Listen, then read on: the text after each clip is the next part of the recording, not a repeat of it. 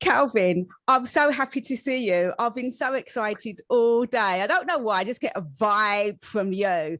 But let's jump straight into it. When I saw this Zero HIV Stigma Day, I thought I have to talk to you. Can you tell me like what it's all about? Absolutely. So, my name is Calvin Pugh. I work as the senior advisor on community engagement for the International Association for Providers of AIDS Care, and I Yeah. happen to be the person who runs our efforts for Zero HIV Stigma Day. Uh-huh. Zero HIV Stigma Day was a concept that was brought to us by a sexual health charity in London, NAS, Ah. who they had this idea that there was no international awareness day about the impact and effect of it in the communities that HIV impacts the most. Yeah. So they brought it to IAPAC about 3 years ago now, during the middle of the pandemic. I didn't work there yet. And Yeah. they'd come back around, circled back, and they said, hey, my boss said, hey, will you just go talk to them and see if there's anything here? And so we sat down, and we had a chat about, they thought we should, do all these campaigns and do all this Yeah. lots of wild things. And we I always use the analogy of a rock tumbler. I don't know Yeah. if you've Yeah. ever played with one of those, but like, as a kid, I had the rock, you threw an ugly rock, and then you turned it, and it turned out to this like pretty gym. Yeah. So we've tumbled it around quite a bit. And last year we made the announcement. The reason we did that was because we wanted a year lead in time to really like make an Okay. impact. So over the last year, we've developed, programming and assets for the day. Mm. But chose July 21st, which is the day, is to honor the late great South African AIDS activist Prudence Mabele. Mm-hmm. She was a groundbreaker. She was the first South African woman to come out about her HIV status in a time Yeah. where there was no antiretroviral therapy. The stigma was exceptionally high. You had Wow. the president in Africa telling people that this is a Western problem. This is Yeah. something they brought to us. You don't need to take Mm. medication. She lived in a time where it was so highly stigmatized, and she refused to let those outside influences influence the way that she moved in the world. And we Yeah. just found that very inspiring. I'm always inspired by people living with HIV because those who've moved past that kind of barrier of stigma, they Yeah. just move in the world differently. Because, stigma is my kind of favorite subject at the moment. And it's quite interesting because I went through a journey of being so underground, Kalvin, like so under. I didn't want to see anything HIV, talk about HIV. As far as I was concerned, it was something that the hospital told me a few years ago, but it's nothing to do. It was so difficult. And, the suppression and the dissociation, etc. And now I'm so the opposite. I've gone through a journey of understanding it's not actually about the HIV. It's actually about self-love. It's actually about perceptions, judgments, and all those wonderful things. And HIV forces me to look at it, and it actually empowered me. And I never thought I'd be at this stage. And seeing the work that you're doing, I think it's just so important, what I want to say? I want to go on a public stage and say this to thousands of people. Put your hand up if you've had sex at least once in your life. At least once in your life, put your hand up if you've had sex. Yeah? And, I'm not sure if I want to go as far as saying put your hand up, use a condom. But anyway, the bottom line is I done some stats. 98% of the world's population, according to ChatGPT, has had sex at least once, Kalvin. So if a lot of people have sex, why is there such a stigma? I think stigma in itself is so rooted in fear and misunderstanding. I also believe that stigma surrounding HIV is rooted in racism and homophobia and Yes. transphobia, because it's our communities that are most impacted. Yeah. And I believe it's just HIV stigma is just a kind of an umbrella for all of those oppressions that our communities experience, and which is really unfortunate when you look at the way that other infectious diseases are treated compared to us. Yep. And people treat it as such an abstract problem. Oh, it's bad, we shouldn't do it.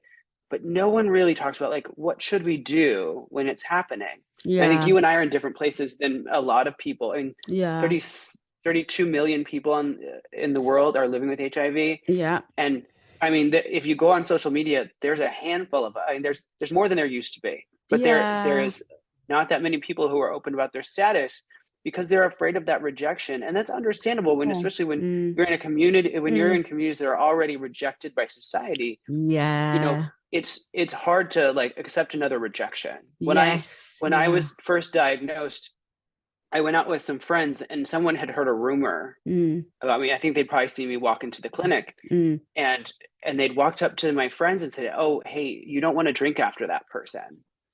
Yeah. Because my friend was holding my drink. Yeah. Said, oh, you don't want to drink after that person. I hear he's got HIV. And I had come inside. I'd just actually gotten off the phone with the nurse at the clinic telling me that the meds were working. Yeah. My viral load had come down to like from 800,000 copies to 1,000. Yeah. I mean, that's massive. Yeah. And so I actually like walked in the bar, like bouncing in, like taking the meds, they're working. Yeah. Like, I'm going to be fine. And then my friend was like, hey, you got to hear it. Like, this is what happened. And I was like, oh, well, shit. Yeah. Like, yeah. Oh, what am I going to do? And then I realized like, if one person in the gay community talks, you know, they're worse than us weekly. If one person's talking, everybody's talking. Lots of people are talking. So I thought, you know, although I was sad and scared at the time and having a hard time, I was like, how do I nip this in the butt? Like, how do I take control back of the narrative? Yeah. And so what I did was write a Facebook post, and it was a mile long. Yeah. And I just told everyone, because I thought, if I tell the whole world, there isn't anything you can say about me if I'm the one telling you. And at the time that was really scary because, you know, that's thousands of people that you're friends with on Facebook, and you know, you weren't sure how everyone reacted. Yeah. Not everyone reacted well to it. There are some friends that I still don't hear from this day. Yeah. But what I gave myself in that moment was permission to be free. Absolutely. And free of other people's opinions and their beliefs and their misperceptions. Yeah. And what I've always told people in my work is that when someone treats you badly because of your HIV status, one of two things: someone who's going to be rude to you over something microscopic in your blood, they have a lot worse problems to deal with. Yeah. Yeah. Two, the other thing is that, you know, I know what the truth is. Yeah. I know I'm not dirty. I know I'm not X, Y, and Z of these things that people associate with HIV. I know that's not true. Absolutely. Then why would I give that? People start those things. The way that self-stigma impacts people is such a, you know, it is worse than anything. It is. It's such a depressing thing for people to deal with. And so you do have, like, you have to root yourself in the truth. And the truth is, I'm healthy. I'm doing what I'm supposed to. I'm undetectable. And I'm also working to make the world a little better for everybody else. And that's the truth that's important. Absolutely. And oh my God, you just articulated that so well. I'm just smiling from ear to ear. And just a couple of things here. When we think about stigma, I think it's a number of things, but if we had to really break it down, it's two main things. It's about transmission. Oh my God, I'm not going to drink from your cup in case, you know, all that transmission. And that's about education. And that's about, you take your tablets and you're good to go, you know? So that's about transmission, and a strong message needs to go out. Something that, you know, anyway. And the second thing is about sex, because you know, you've had sex, you know, a few times. I'm not even going to go any deeper and say, you know, yeah. Anyway, so having sex and transmission, and I actually have been saying quite a lot recently. You know, I don't think it's about HIV anymore. Actually, I mean, apart from the education, it's about judgment, shame, guilt, culture, intersectionality, self-love, self-loathing, self-esteem. It's about all those things. And I'll tell you something, Kalv, right? I tell you, when I found out I had HIV, I was the most confident woman ever before I found out. You know, I had this high-powered job, you know, all this business. And I didn't realize that actually I had low self-esteem. If somebody said to me, you've got low self-esteem, I'd say, oh my God, do you know who I am? No way. Yeah. But I've gone through such a long journey, and you're nodding because you know the journey that you've got to go through when you're living with HIV. And I now understand who I am. And I'll tell you one thing, and I'm not sure if you can relate to this. I'm not sure. And this is the next question I wanted to ask you. But coming out and talking about HIV, I know that there are people out there that might have real negative feelings and thoughts and views about it. And because I know that, and I know that it may or may not come, I've kind of made peace with that. Like, I'm not out here fighting the world, you know. I mean, I'm putting my boundaries in place, and I'm quite, you know, but it's, you know, do you, boo-boo? If you want to slag me off and say what you want to say, you know, that's okay. And I just send you love, you know, because of the journey. So how do you, like, you're out. Very. How did you feel? Around the world. Yeah. How did you get yourself ready? You know, I was never prepared for it, to be totally honest. Because I thought I went on social media and I just thought, you know, I'd say it and that would be it. I never imagined this would be my career. I had done a decade of hairdressing. And it was actually a moment in the same bar that incident happened that we spoke about just a minute ago, that an older gentleman who is very, very well known here in this city came up to me in the bar, in the middle of the bar, and put his arms around me and said, "What you wrote on Facebook, me too." Oh, wow. And he just cried. And it was in that moment of that moment, there's something powerful about Me Too, you know, saying, you know, I see your struggle and I'm with you. And it was in that moment in that bar, you know, after several more fireball shots, that I was like, this is my job. This is what I have to do. My job has to be doing this. And through that, I worked in clinics and whatnot, but I also did a massive, very large budget pharmaceutical commercial here in the United States, which played on primetime television. Yeah. On after every episode of RuPaul's Drag Race, you know, online, it was played everywhere. And I wasn't prepared for the way it happened. They played it during COVID or during the mass lockdowns. Yeah. I was not prepared for the amount of people who would follow me. Yeah. Or the amount of people who would have something to say. Yeah. Most of those things were nice. Yeah. But there were people who had some less than kind things to say. Yeah. And I think it goes back to what I said earlier about being rooted in the truth. Yeah. You know, I know who I am. And if you have something to say, I mean, I know it's not true. Yeah. So I'm not going to give you any air. And I just always reply to these. And people still to this day, there's sometimes someone says something that's not kind. I got an email the other day. It wasn't very nice. And I said, and I just typed back, have a nice day. Yeah. Yeah. Yeah. Because if I allow you to shame me. Yeah. Because I do think shame is something that we accept. I think shame is something that when someone tries to shame us, the only way it sticks, there's a quote that says, nothing outside of you can impact you unless you invite it to. And so I don't live in a space where I allow those things to impact me. And I always go back to the thought of when I did that commercial, when I had someone reach out and say something terrible, and I had shown it to my mother, and she was like, "Oh my God, how awful! Like, do you need to like talk about it?" I said, "I got the check. What am I worried about? I bought a new car." Yeah. Like, listen, I went from making, you know, hairdresser money to working for an international organization in the span of 7 years. Yeah. Running an international awareness day. There isn't anything anyone can tell me to make me feel bad about myself. Yeah. Yeah. And the freedom that you get. And you know, before the diagnosis, before HIV, we weren't free as we are now, because we've had to go on that journey. There's a couple of things I want to say. You are so fucking wise. You're so wise. And the second thing that I wanted to ask you was about climbing. Yeah. Mountain climbing. Yeah, My, absolutely. my son does mountain climbing, and Yeah. he's always trying to get me to go to the climbing wall. And I say to him, I'm going to go to the climbing wall and I'll show you how it's done, you know.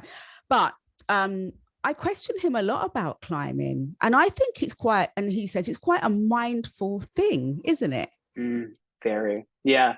Yeah, because I don't, for anyone who's listening to this, and Yeah. even yourself, if you practice mindfulness and meditation, the first thing that any guided meditation tells you is to get in and scan your body. Yeah. I have never been able to be as present as I am when I'm hanging on Yeah. for dear life. Yeah. Right.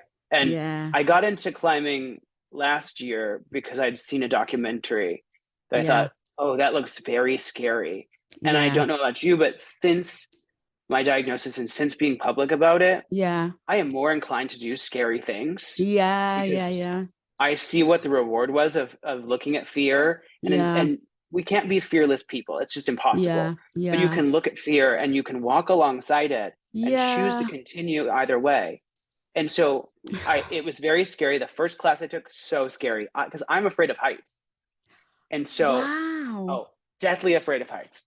I will not go to the edge of the mall, like overhang and look down. I won't do it. Wow. But there was something the first time about it being scary, but also like exhilarating that you had done it. Yeah. And there is something, it to me feels very mirroring of my journey over the last 7 years, is that, it's a constant climb, but the reward at the top, that you've accomplished something, especially through your own doing. And you find this freedom of going, oh, I can do it. Because there is rock climbers choose just the hardest way to get up something. Yeah. There's always a path up something. You got to come back down. Yeah. There's always some stairs or something you could go up. Yeah. But rock climbers choose the hardest path, which I think you and I have also done. We could live in our lives and never tell anyone about this. But however, we've chosen the hardest path because the most important thing is for other people to see us do it. Well, that's right. Absolutely. I'm going to ask you something. Can I see your fingers? Are they all weird like that? Because you've got the climber's fingers. Oh, there we go. You got the climber's fingers. I think, what you said there, I think that when I say for many, many years, I stayed like quiet about HIV. I come from a Catholic upbringing. My parents are quite old-fashioned. I had children. I didn't want to tell them. They were getting to that age. And but I couldn't live like that anymore. And you know what, Kalvin? This is why we are doing this. I'm kind of doing this actually for who I was 10, 15 years ago.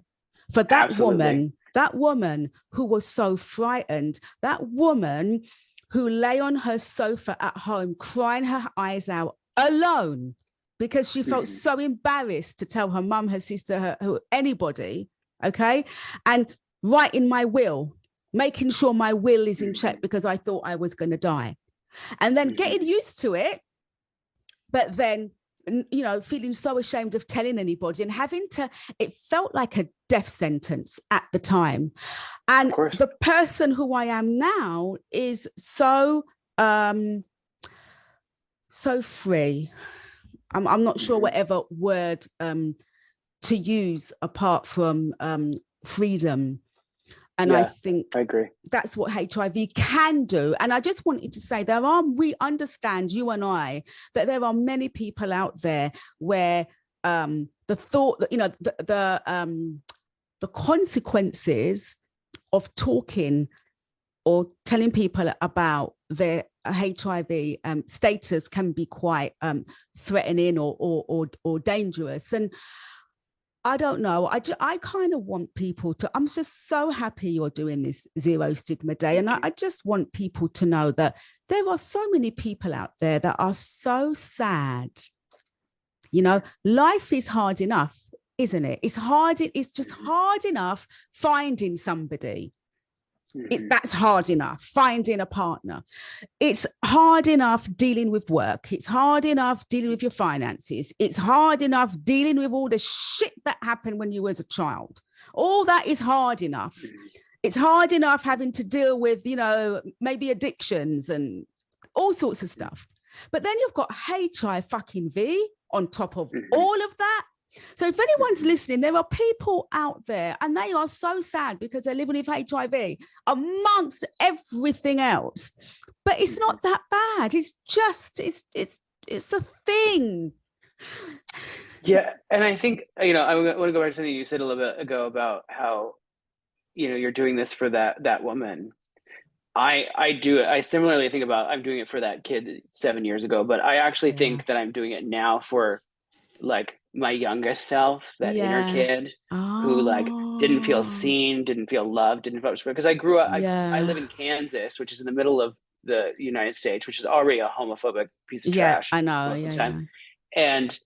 And I live very closely to a place called Westboro Baptist Church, which is the largest anti-LGBT group in the United States. Yeah. And I live about an hour from them. So they were at everything I did as a kid, even before I came out. And I'm doing it for that kid who thought, no one's going to love me. No one's going to respect me. I'm sinful, that, I'm going to hell. I'm doing it for that kid. Not enough. Yeah. Because it came a point in my teenage years that I realized that those people who say those kinds of things, there's nothing wrong with me. There's something wrong with you. Yeah. And you have to sort that out on your own. That's not like, get therapy, babes. It's good for you. Yeah.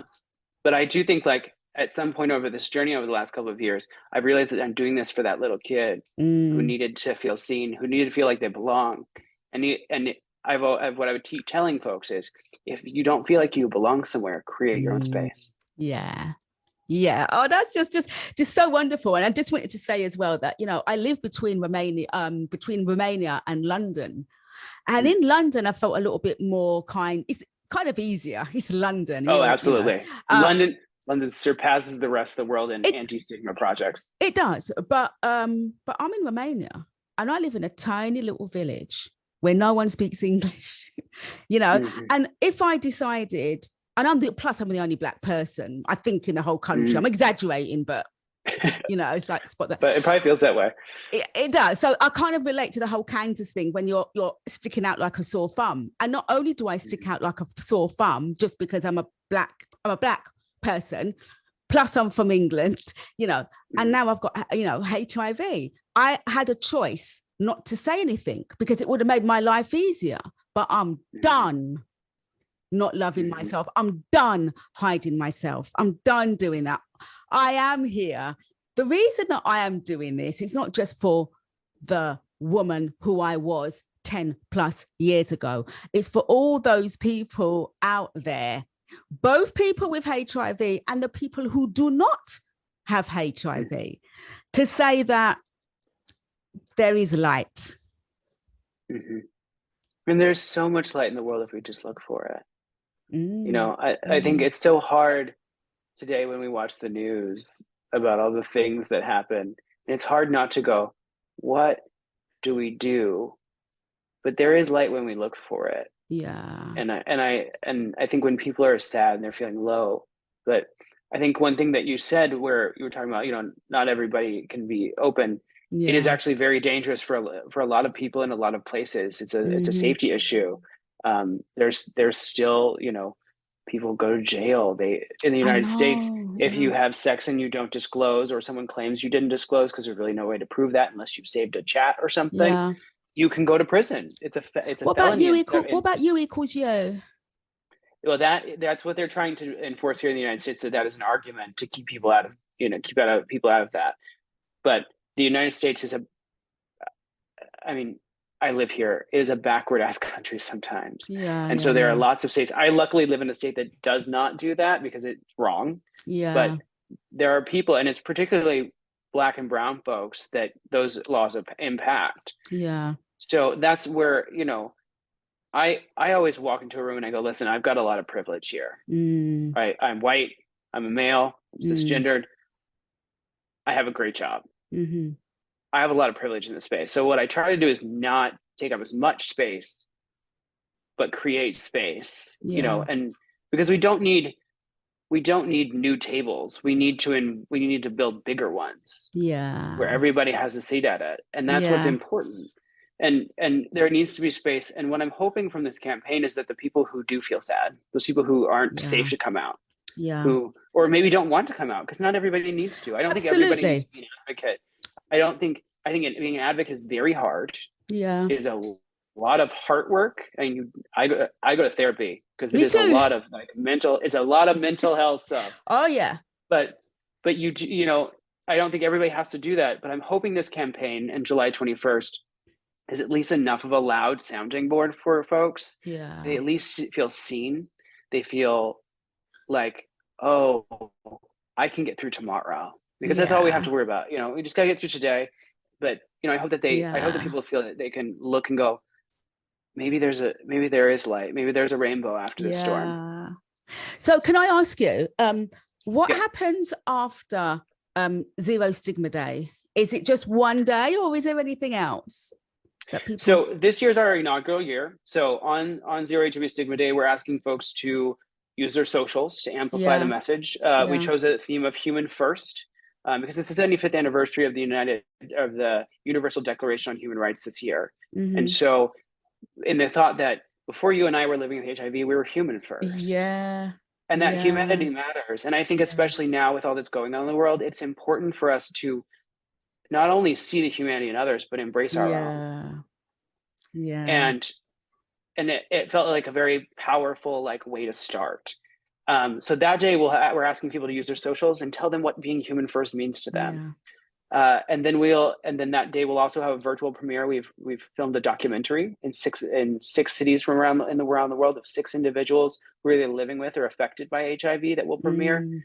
But to follow up after that will be there'll be a global advisory group gathered to help us, you know, evaluate how it happened, what happened, and where do we go for next year. And then we're going to keep an ongoing continuous momentum throughout the rest of the year, leading up to some events for World AIDS Day on December 1st.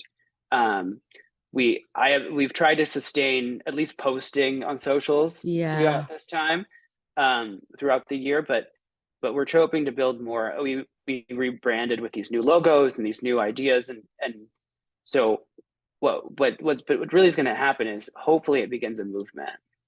A movement of the outside world being educated about HIV stigma, but I hope it's an internal movement for people who take back their power, and who do find themselves in similar places that you and I find ourselves in. That word that I also use all the time is that I'm free. Oh my gosh. Okay, listen, we will I just think that you're amazing. I think you've got a beautiful energy. I send so much loving kindness, positivity your way. I think the work that you do will impact a lot of people. Just thank you, my brother. Thank you so much for doing what you do. And hopefully we can speak again soon. Absolutely. Okay, I'm going to end visit the Zero HIV. Yeah. Sorry, what was that? Oh, I was going to say, and hopefully people, if they're listening to this, they'll visit zerohivstigmaday.org. Yeah, stay there.